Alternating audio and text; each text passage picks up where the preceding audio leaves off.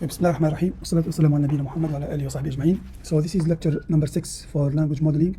And in the previous lecture, we talked about the transformer architecture. We have introduced the encoder architecture, the decoder architecture, and we have made the big focus on the self-attention module, how the self-attention works. So this is a reminder about the transformer architecture. So basically, we start from a sentence and we start making tokenization. So after tokenization, we make the embedding of the tokens and we add positional embedding to these tokens before going into several transformer blocks. And the transformer blocks are kind of feature extractors that will extract different type of features. And finally, they will go through a language modeling head, which will output the probability or will output an embedding vector, depending whether we deal with a generative model or a representational model. So the transformer block is composed of several components. The two most important components is the self-attention module and also the feed-forward neural network.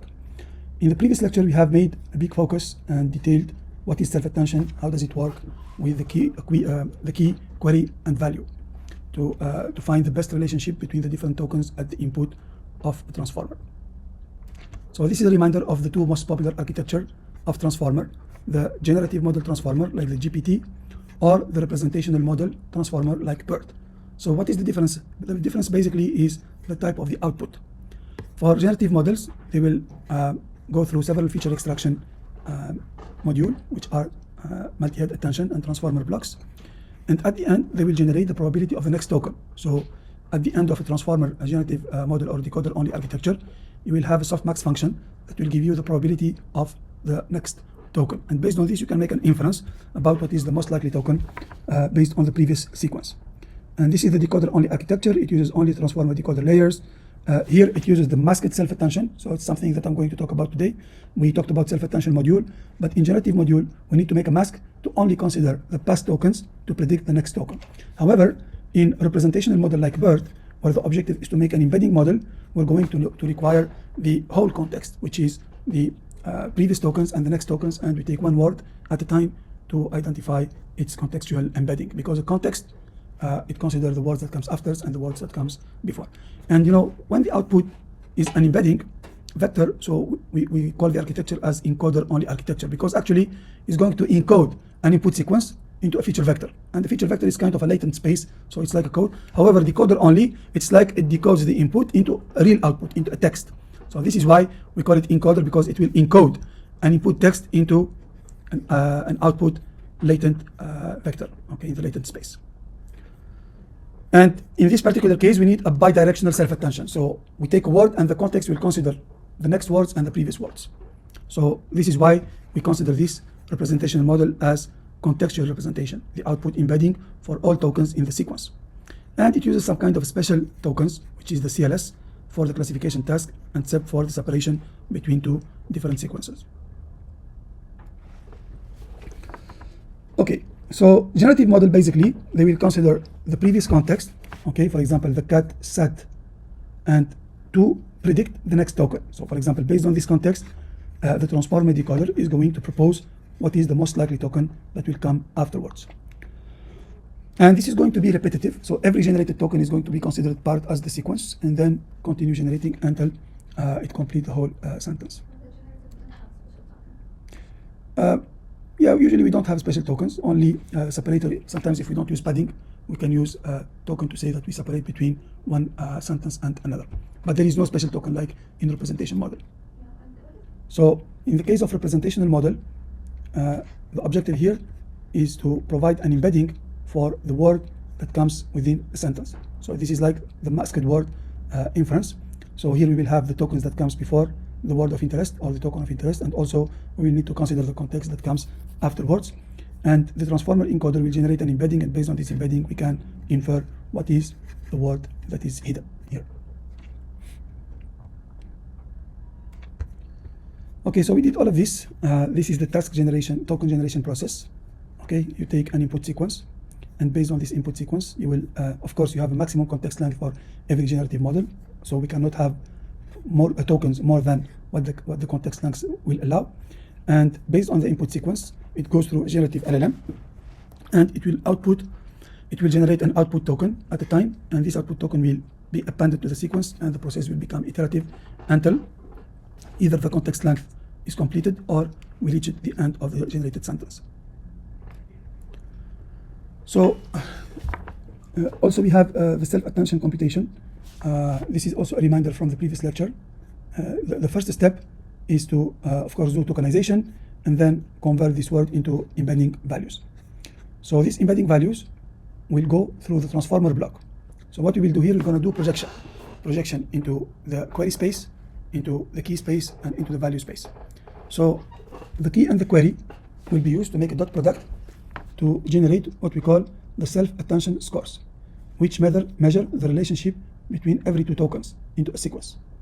Okay, so first of all, we're going to generate the compute the attention scores, okay, which is the dot product between the queue and the query. For example, if my query is capital, I'm going to calculate against all the other words.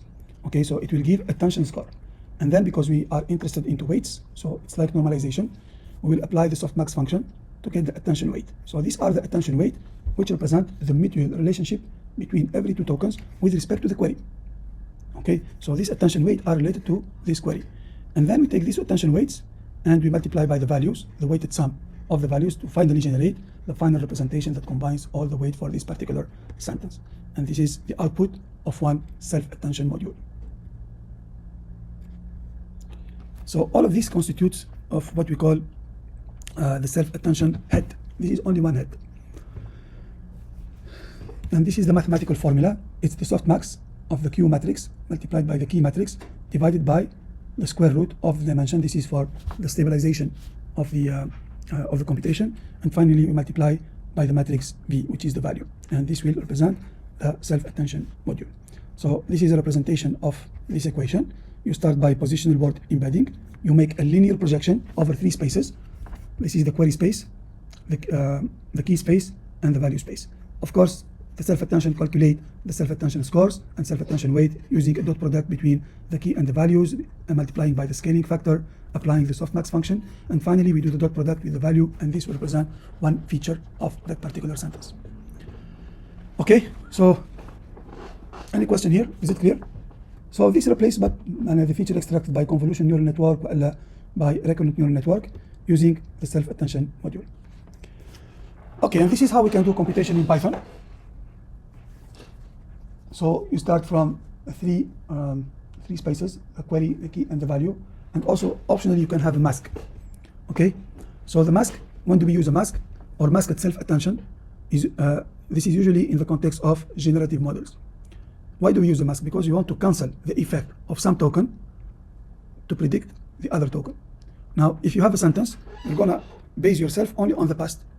So for the whole sentence, I'm going to hide all the tokens in the training data set when I train, okay, so that they don't have impact. I cancel their impact on the prediction.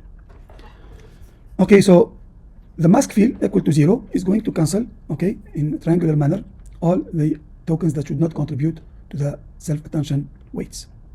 Otherwise, we will define three linear projections: the Q, the query, and the value, and I will calculate the scaled dot product of the Q, the key, and the value, and we apply the mask. And here it's basically the dot product between the key and the query. And then this is the scaling factor, which is dk.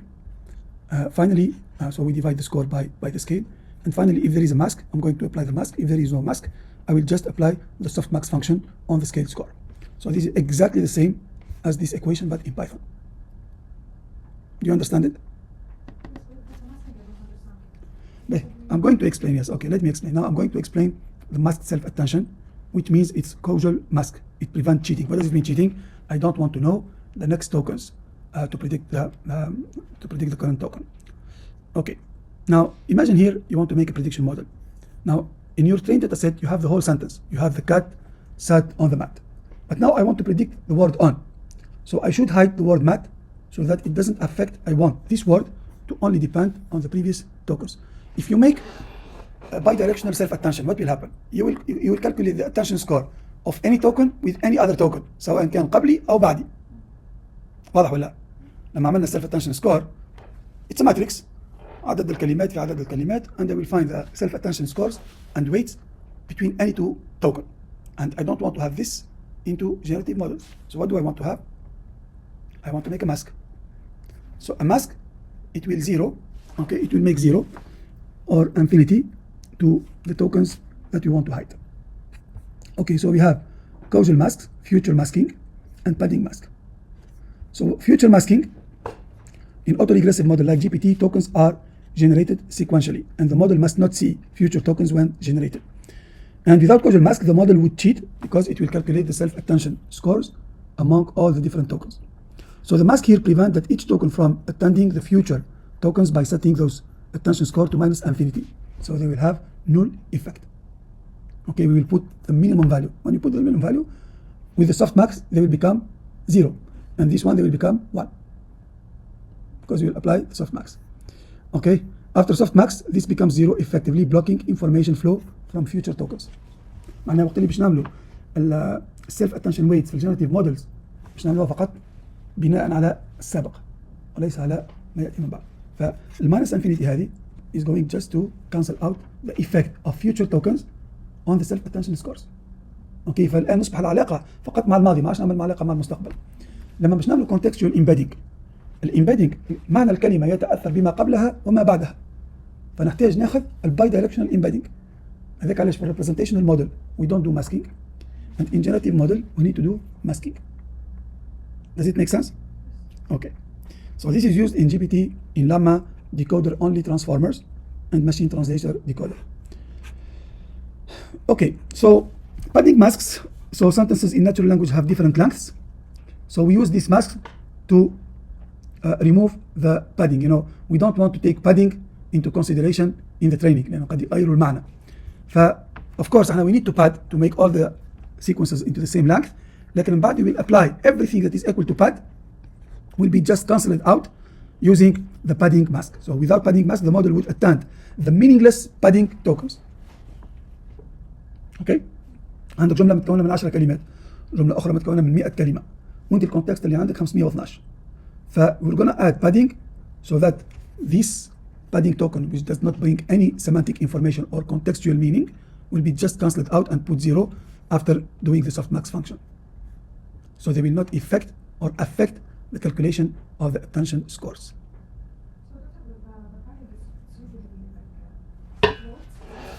No, padding, it's just pad, it's a special token, okay, that we will add it just to complete the context length.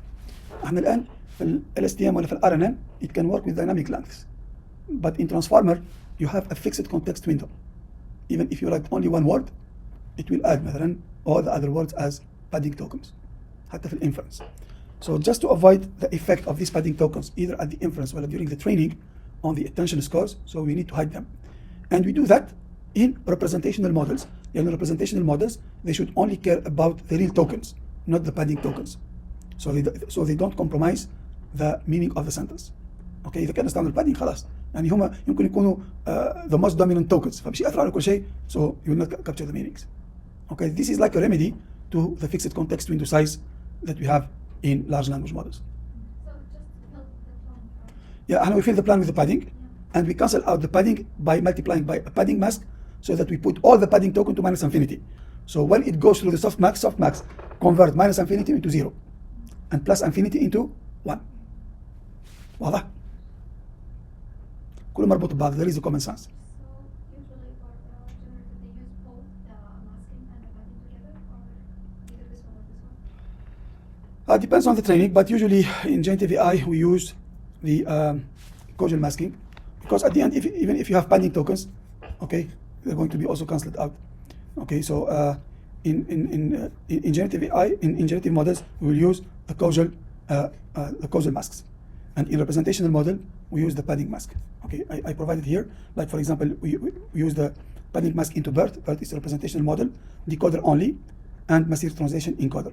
This is encoder only. So also for padding it's for the representation. Yes. Because representation, they will generate an embedding. Look, let me go to this slide. They will generate an embedding.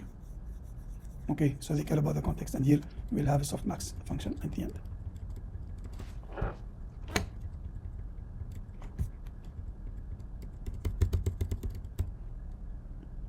Okay, and I think now this Python instruction makes more sense than probably before. Okay, so in generative models, we will allow mask to be true, so that we need to apply. Look now, this is bidirectional. And now in generative models, we will apply the mask to cancel out all couple softmax. So when I put all of them as minus infinity, after the softmax, you will have like a triangular matrix. The right side are zeros, and the left side contains the self-attention scores. Okay.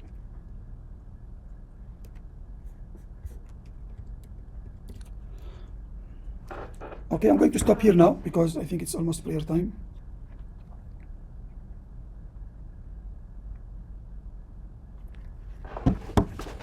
Okay, let's continue now. Bismillah ar-Rahman ar-Rahim. Salatu wassalamu ala nabiyyina Muhammad wa ala alihi wa sahbihi ajma'in. Okay, so far we have completed with the concept of self-attention and masked self-attention, so we understand how self-attention works. But actually transformers, they don't use only one self-attention head, they use multiple self-attention head that works in parallel. And the objective here is to perform multiple attention head to learn different aspects of relationship in parallel. And this provides a better representation because we can combine different outputs from different heads to form a richer representation. So this is how it works. Why do we need the multiple attention heads? Because while the self-attention is powerful, still, self-attention are powerful because they are able to attend every token to all other tokens dynamically, and then they are able to capture the relationship between these tokens. However, a single attention is going to capture only one particular relationship. So we know that there are, in any language, there are different patterns. And every self-attention module will be able to capture one of these possible patterns. So if you have already made computer vision, we use different convolution layers. And why do you use convolution? Because every convolution layer is going to be able to detect or extract particular type of features. So basically it's the same thing. In convolution also we can use multiple filters at the same time. So you can think about this as feature extractors. So we duplicate them in parallel.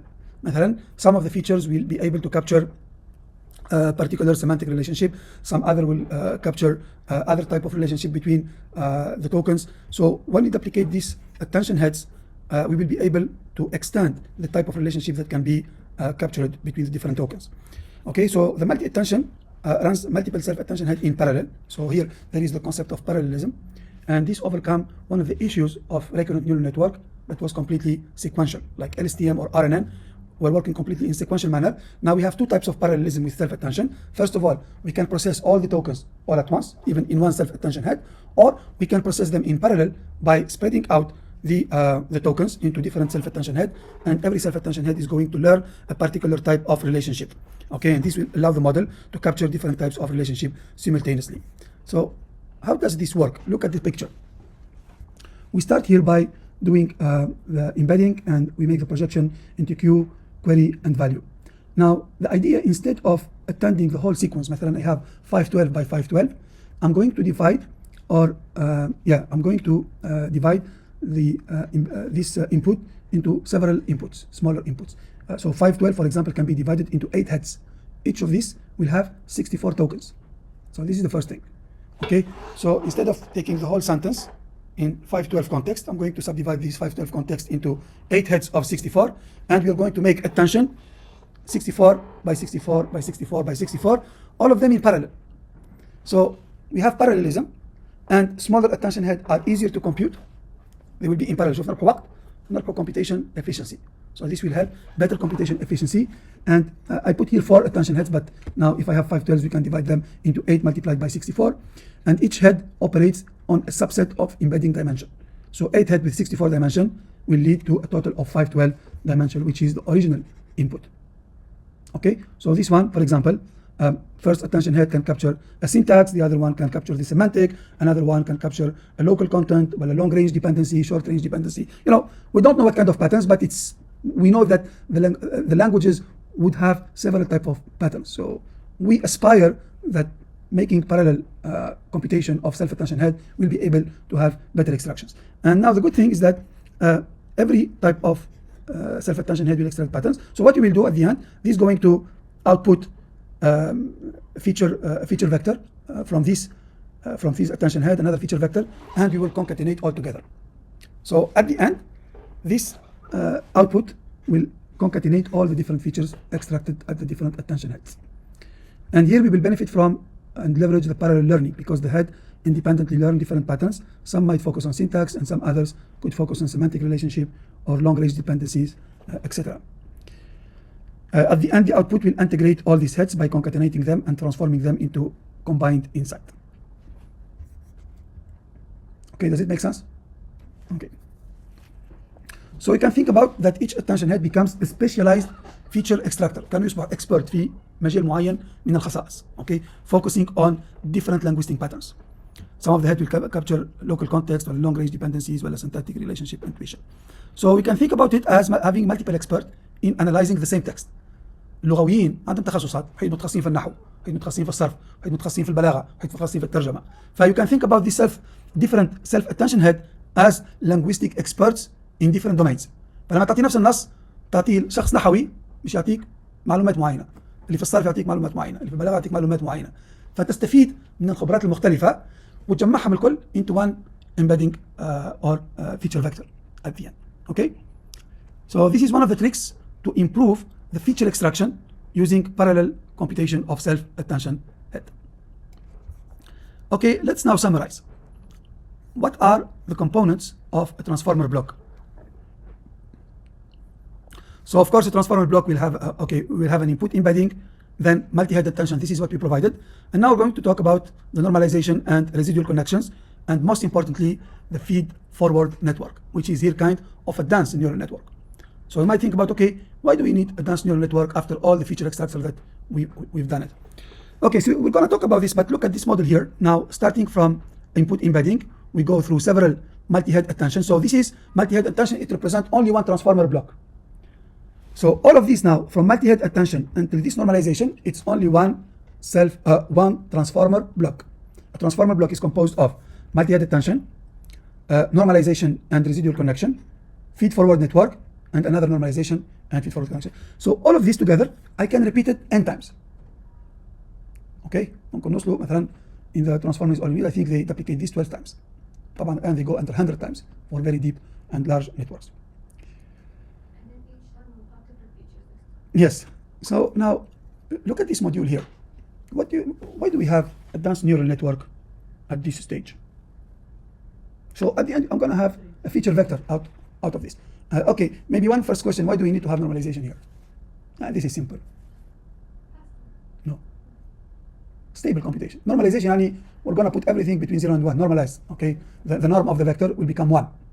لأنه this guarantee the stability of computation. تعرف لما يكون عندك very deep neural network, عندك vanishing gradient descent, vanishing gradient, and exploding gradient. They can explode or vanish. When we put them between 0 and 1, so we guarantee that we have stable. To improve the stability, we add residual connection. Residual connection أول مرة تم اختراعها في الريزنت. علاش مسمينهم ريزنت؟ It's because based on residual connection. معناها I will take the input of this layer and just make a skip connection to provide it to the output. فهذا يولي يجيب المعلومات من اللي من السابقة باش نحفظوها أيضا باش ما تضيعش. لما تكون عندك deep neural network يمكن يصير نسي. It's like you bring some additional information. مثل اللي عملنا في ال STM long memory. It's kind of memory that we are gonna add, okay, at the output of this normalization layer, in order to keep or to retain the information and stabilize the training during. هذوما tricks ما مش مرتبطين بالسلف اتنشن، هذوما موجودين في الكونفولوشن نيورال نتورك، موجودين ايضا في recurrent neural network. Any kind of network it will use normalization and sometimes preferably to have residual connection. So it's a design choice, okay, to stabilize and improve the training performance. Now the question again, we do have here a feed-forward network. We need to think about this. We have also pre-normalization and post-normalization after the feed-forward network. And at the end, depending if your model is representational or generative, here this particular slide consider a representational model. Okay, so at the end, it will generate embedding. In the next slide, if we consider generative model, you know, it shares the same transformer architecture. The only difference is the output layer. So what is this output layer? It's a softmax function that will give you the probability of the tokens. And you will select the highest probability tokens to be candidate tokens for the output generation. Okay? Now, again, we should have also a feed-forward network, and this is also an important characteristic of transformers. Now, I have a question. What do you think among all these layers would have the largest weight size? في عندنا multiple self-attention، في عندنا normalization layer، في عندنا feed-forward network اللي هو الآن شفت الآن احنا الكونتكست سايز 512.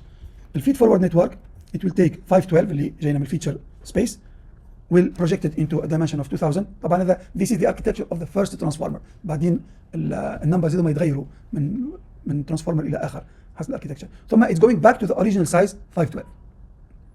Okay, so we make projection for upscaling and then downscaling back to the original size. لأنه في الأخير feature vector ولا context size is 512. Okay, now the question, why do we need to have this?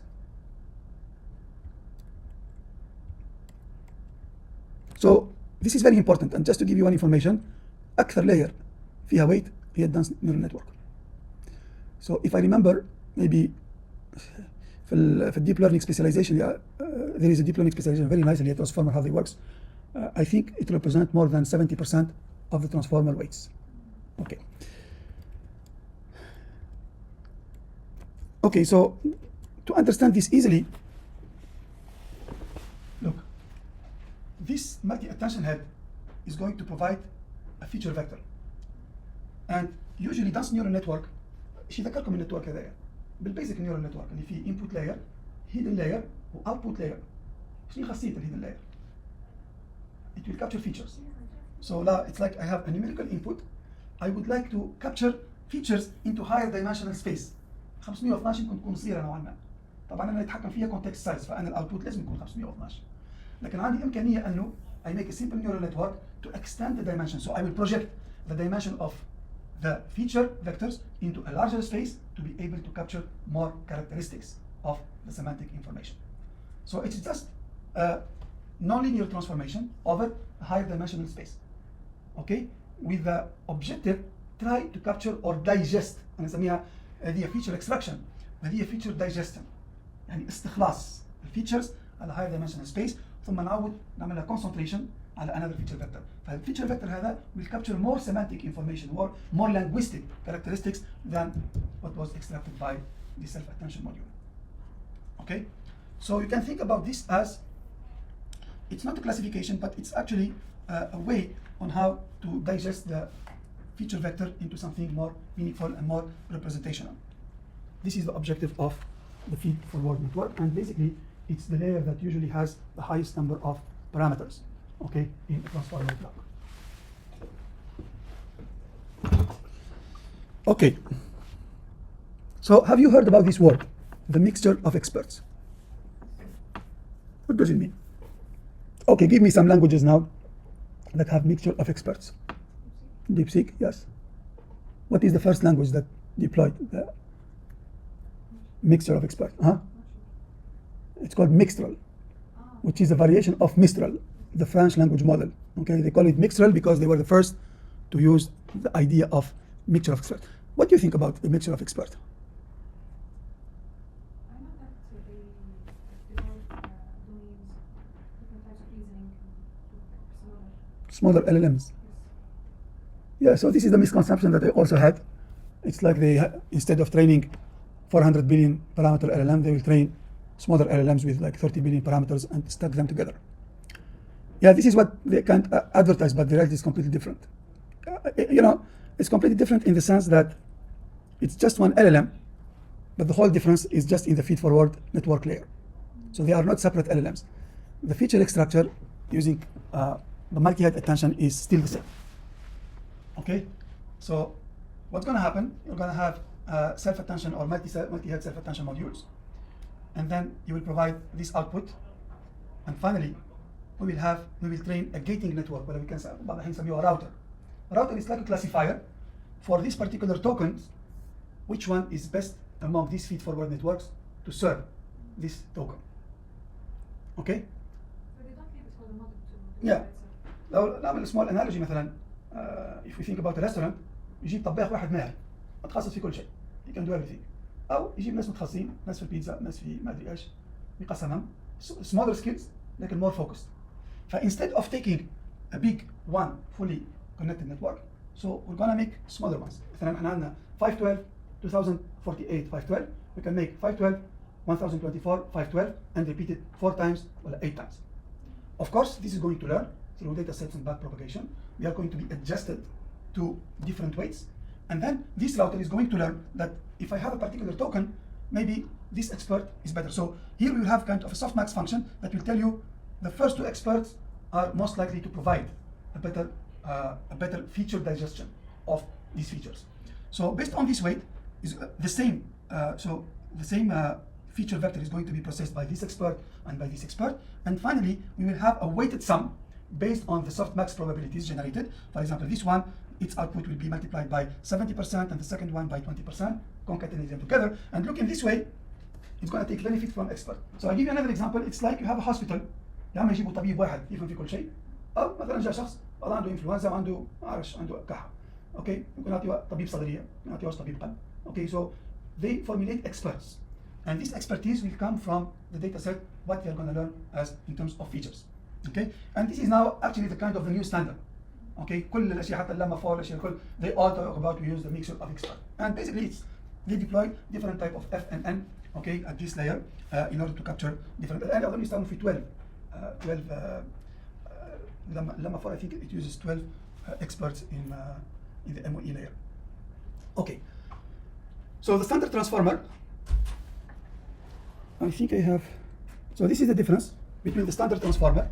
Okay, everything is the same. Look, we will have multi-head self-attention, we will have layer normalization, but then how to process the feature vectors, it depends on whether you use an MOE layer, multiple experts, FNN, or a single FNN. So usually this is much bigger if we use one single expert, but this one we subdivide them into different experts, and only a subset, it can be only the best 2 or the best 4, will be activated. So what is the advantage? It has also computational efficiency advantage because I don't need to activate all these experts at once, so I will save memory and computation during inference. So this is why now DeepSeek can generate faster responses, okay? Because it's going to depend only a subset of experts, okay? It's like, it reminds me like PCA, you know? PCA is like selecting the best features that represent my data. Yeah, it's kind of dimensionality reduction, but in a clever manner. That's a good analogy about this. Okay, so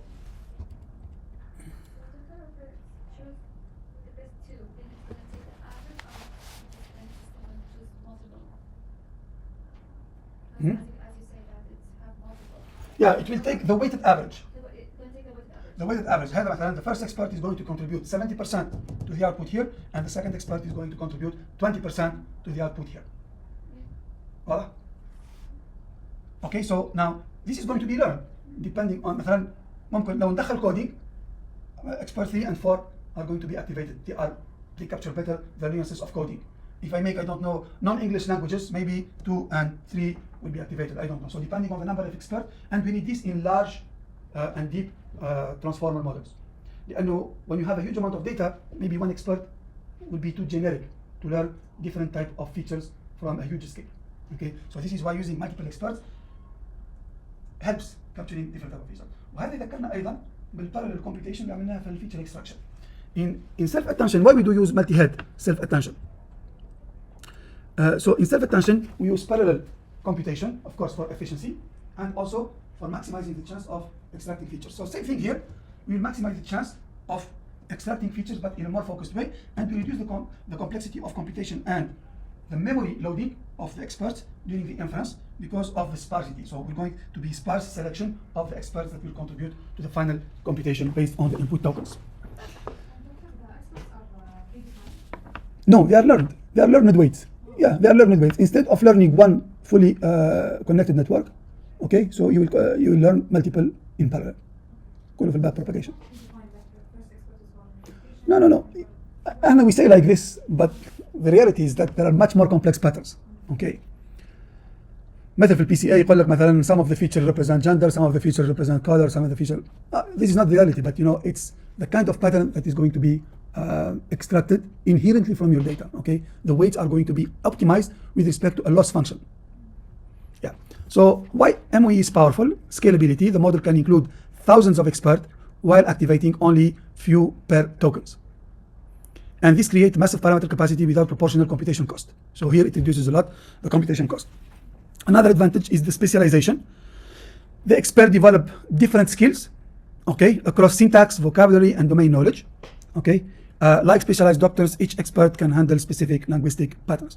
And also the efficiency, because the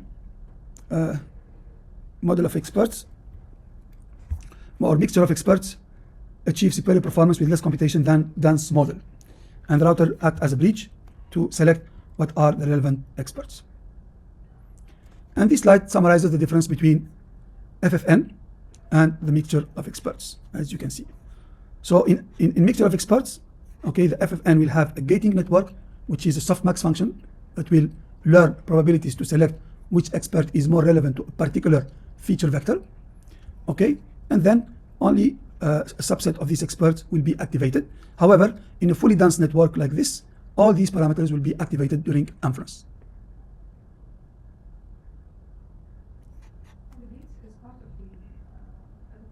Yes, it's part. Okay, it will have trained parameters as well. Okay, it's a small network because all what it does is just to learn softmax probability. So it's not, this is a small network, doesn't contribute much. فهذا اصلا يمكن ينقص من حجم البارامترز that we need during inference, and this what makes the speed better. شفتوا الان هذا الان new architectural trends that improve the original transformer. And there are still several people working on the self-attention modules, working on trying to improve the execution performance of these models.